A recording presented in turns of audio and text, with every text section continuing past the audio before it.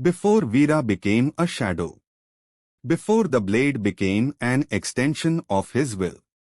There was a moment of peace he never forgot.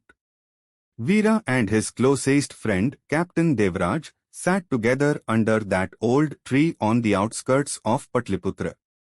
Brothers in arms, brothers in destiny. Devraj, with determination, said, "One day, Veera, we'll guard this empire together. No shadows. No blood. Only honor." Veera had smiled. The world then was simple. Noble. But the world Veera knew died long before Devraj did.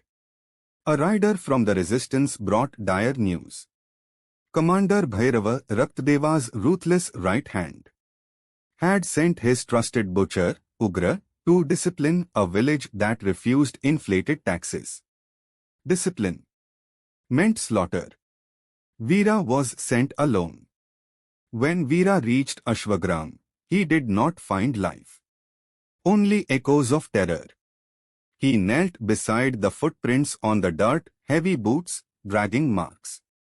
The Raksha Patha had come. And Ugra was still here. A faint scream rose from inside the village. Veera darted into the shadows.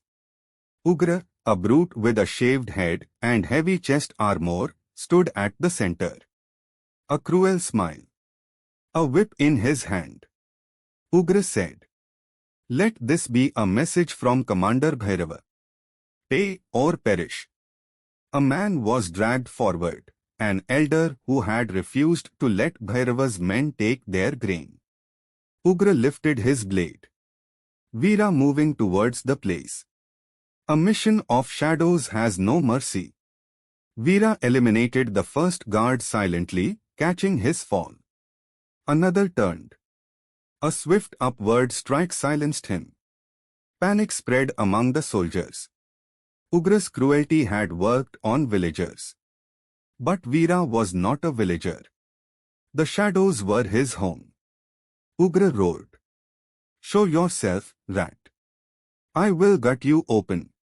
He grabbed a child. Veera froze. But before harm could come, the villagers resisted. A stone thrown, a brief distraction. Veera lunged, slicing the rope binding the child, rolling him to safety. Ugra snarled like a beast.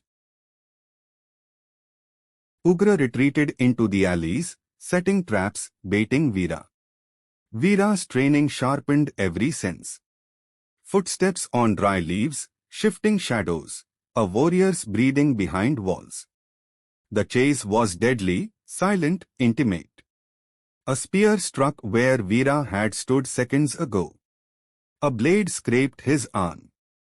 Ugra was powerful. But Veera was precise. The two warriors faced each other. Ugra swung his heavy axe with fury. Veera dodged, rolled, slashed. Steel clashed. Breaths grew heavy. Blood stained the grass. Ugra's rage made him sloppy. Veera waited. When the opening appeared, a final strike, and the butcher of Bhairava fell. Ugra hit the ground, breathing ragged, blood filling his throat. Veera stepped near. Ugra glared up, hatred burning through fading eyes. Ugra, choking, gasping. "You think you saved them? You are no savior, Veera. You are death itself hiding behind dharma." He spat blood. "Kill one, 2 more rise. Kill Bhairava, 10 more come." His voice cracked. "You cannot stop the empire." "Shadow." Veera did not answer. Ugra's final breath escaped as a curse. "This will not be stopped. So easily, beware." His eyes froze open. Silence returned to Ashwagram. Some villagers whispered prayers. Some cried. Some simply stared, unsure whether the hooded figure was a savior or another threat. Veera turned away and disappeared into the dark. The mission was won. But the war only grew darker.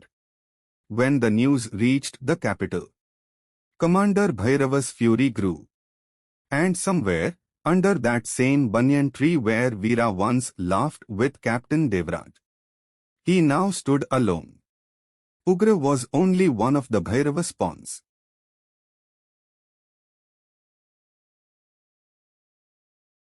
There are many in this. The true storm still waited. A commander who wielded cruelty like a weapon. And Veera was walking straight into the heart of it.